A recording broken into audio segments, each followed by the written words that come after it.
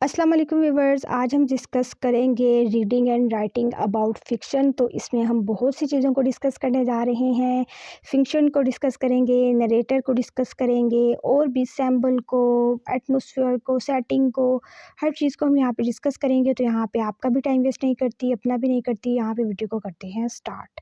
तो सबसे पहले मैं आपको बता दूँ, अगर आपको ये क्वेश्चन इससे रिलेटेड आ जाता है reading and writing about fiction, तो आप अगर यही वाला सारा क्वेश्चन लिख देते हैं तो आपका ईज़िली अटेम्प्ट हो जाएगा long question. I am also students like you. मैं भी स्टूडेंट हूँ। मैंने सोचा क्यों ना मैं अपने नोट्स, बहुत सी लड़कियाँ मुझसे जो है माँगती थी कि हमें नोट्स प्रोवाइड करें, अपने नोट्स प्रोवाइड करें। तो मैंने सोचा क्यों ना एक यूट्यूब चैनल बना लिया जाए और उस पे जो है सारे नोट्स जो हैं वहाँ पे प्रोवाइड कर दिया जाए। तो व्हाट इज़ फ़िक्शन? सबसे पहले अगर आप लोगों की आउटलाइन है reading and writing about fiction, तो आपने सबसे पहले फ़िक्शन की जो है वो डेफ़िनेशन लिखनी है, ठीक है? What is fiction? तो मैंने यहाँ पे 2 3-4 डेफ़िनेशंस लिखी हुई हैं, लेकिन आप लोगों ने जस्ट एक लिख देनी है। ये थर्ड वाली, मैं थर्ड वाली ही पढ़ के सुना देती हूँ। Fiction is about something that told और written that is not fact. अच्छा, फ़िक्शन क्या होती है कि जो हकीकत नहीं होती, ठीक है? जो कि इमेजिनरी थिंग्स होती हैं, इमेजिन की हुई थिंग्स होती हैं। Like fiction, for example a book about a cat that talk. अच्छा, एक बुक है जिसमें कैट के बारे में बताया गया है कि वो बोलती है। तो हम सबको पता है कैट बातें नहीं कर सकती, जस्ट मियाऊ मियाऊ ही कर सकती है। तो ये एक फ़िक्शन होगी, ठीक है?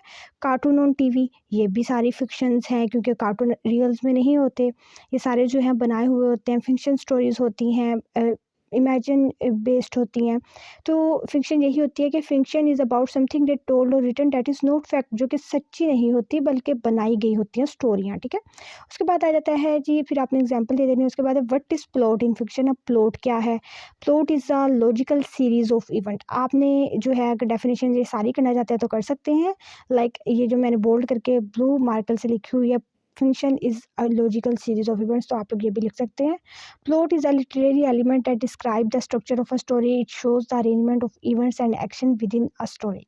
इसके बाद मैंने इसकी छोटी-छोटी डायग्राम बनाई हुई है, आप लोग ये अच्छे तरीके से डायग्राम देख लें। सबसे पहले मैंने एक्सपोज़िशन को दिखाया है, फिर मैंने लिखा है राइज़िंग एक्शन, फिर मैंने लिखा है क्लाइमैक्स, फिर मैंने फॉलिंग एक्शन और फिर मैंने लिखा है रेज़ोल्यूशन। किसी भी ड्रामा, कोई भी ड्रामा जो है इन्हीं पे बेस करता है। प्लॉट अगर किसी ड्रामा का ना हो तो वो ड्रामा नहीं कहलाता। अगर ट्रेजेडी का प्लॉट ना हो तो वो ट्रेजेडी नहीं कहलाती। Tragedy it can be a tragedy with plot, but tragedy can not be a tragedy without plot. So plot is the uh, first principle of tragedy and every story. इसके बाद हमारे पास आ जाता है what is character and describe its type. A character is in fiction is a person और other being who appears in a story. The character could be totally imaginary और based on a real life person. In which situation और line between fiction और real character should. अच्छा, ये कह रहे हैं कि करेक्टर जो है वो फिक्शन बेस्ड भी हो सकता है और रियल बेस्ड भी हो सकता है, ठीक है? लाइक अगर कार्टून्स में कोई हीरो भी दिखाया जा सकता है तो रियल जो है मूवीज़ वगैरह में भी कोई हीरो दिखाया जा सकता है। A person in a novel, play और अ फिल्म, कोई भी पर्सन अगर जो है किसी फिल्म में काम करा। लाइक आजकल वो एक ड्रामा बहुत ज़्यादा फेमस हो रहा था तेरे बिन, तो उसमें जो करेक्टर्स वगैरह थे लाइक मुर्तसिम, मीरब, तो वो जो है क्या है, वो करेक्टर्स हैं, ठीक है? कोई भी जो है स्टोरी में इन्वॉल्व जो आदमी होगा वो करेक्टर कहलाएगा। टाइप्स ऑफ करेक्टर यहाँ पे हम देख लेते हैं। There are 2 types of character are as follows: round character and flat character. अब राउंड करेक्टर जो होते हैं, round character are those character that change and develop over a time in a story. For example in Pride and Prejudice अगर आपने पढ़ा है तो वहाँ पे करेक्टर था एलिज़ाबेथ और डार्सी का। पहले वो शुरू-शुरू में एक-दूसरे को हेट करते थे, लेकिन उसके बाद उन्हें एक-दूसरे की हकीकतें पता चलती गई, तो स्टोरी जो है वो एंड होने लगी। तो इसके अलावा एक और एग्ज़ाम्पल दे देती हूँ कि हमारे पाकिस्तानी ड्रामा जो काफ़ी ज़्यादा फेमस हो रहा था तेरे बिन, तो उसमें भी जो है मुर्तसिम और मीरब शुरू-शुरू में एक-दूसरे के साथ उनकी बहुत ज़्यादा मिसअंडरस्टैंडिंग थी, लेकिन आहिस्ता-आहिस्ता प्लॉट जो है वो आगे-आगे बढ़ता जा रहा था। तो इसलिए ये round character those character that change and develop over a time in a story. जैसे-जैसे स्टोरी बढ़ती रहती है, कैरेक्टर जो है उनकी ओपिनियन, उनकी इंटेंशंस, उनकी जो है सारी साइकियाट्रिस्ट चीज़ें, सारा जो है कुछ चेंज होता रहता है। फ्लैट कैरेक्टर आ जाता है। Flat character are those character that don't have complexity and remains dull and vulgar for the beginning to the end of the novel. For example in Pride and Prejudice, ये आपने novel ज़रूर पढ़ा होगा। The character of Mrs Bennet जो है remains dull and vulgar रहती हैं throughout the novel, पूरे नावल में वो है ऐसे ही रहती हैं। उसके बाद आता है setting. The setting is a place where the story take place.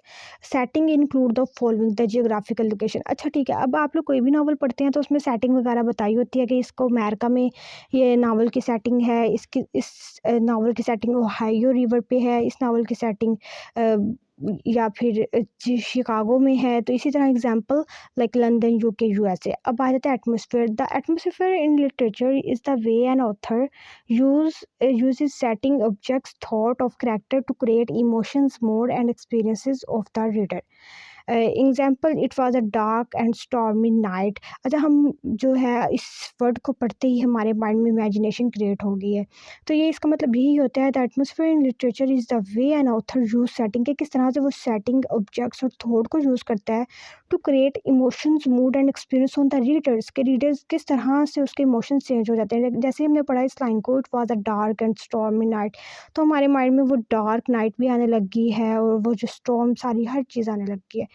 उसके बाद आता है फोरशैडोइंग। फोरशैडोइंग बेसिकली क्या होता है कि हिंट दे देते हैं किसी चीज़ की, पहले ही हमें हिंट मिल जाती है। लाइक अगर हम कोई ड्रामा देख रहे हैं तो हम कहते हैं कि इसके साथ नेक्स्ट एपिसोड में ये होगा, इसके साथ नेक्स्ट एपिसोड में ये होगा, इसका एंड ये होगा, तो हमारे माइंड में हिंट खुद ही क्लिक करने लग जाती है। तो फोरशैडोइंग यही होती है। Foreshadowing is a narrative device in which a story teller gives an advance hint of what is to come later in the story. Foreshadowing after appears at the beginning of the story and it helps to develop the audience expectation about upcoming events like flashbacks. Example, sample आ गया। assemble is something that stand for represent something else. sample को sample को use किया जाता है किसी भी चीज़ को represent करने के लिए। Assemble can be an object, an image और character etc. For example, red can symbolize blood, danger and etc. Narrator. A narrator is a person from whose perspective a story is told. Narrator वो होता है जिसके ज़रिए story बताई जाती है। ठीक है, जैसे हम कोई भी पोइम्स पढ़ते हैं तो नरेटर जो है हमारा राइटर होता है। Types of narrator, narrator first person, second person and third person. First person is a person from whose perspective a story is told, like I, we, my, our. Second person narrator. A second person narrator speaks from the second person's point of view, doing commentary using the pronoun you, yours. Third person's story told by a narrator who sees all the action like they, their and she. अच्छा, ये सारा जो है आपने लिख देना है। अगर आपको जो है फाइनल में क्वेश्चन आता है फिक्शन से रिलेटेड तो आपको जो है सारा कवर अप हो जाएगा और आपको अच्छे से अच्छे मार्क्स मिलेंगे। सो नेक्स्ट वीडियो तक इसका पीडीएफ जो है डिस्क्रिप्शन में प्रोवाइड कर दूंगी। नेक्स्ट वीडियो तक मुझे दीजिए इजाज़त। सी यू सून। अल्लाह हाफिज़।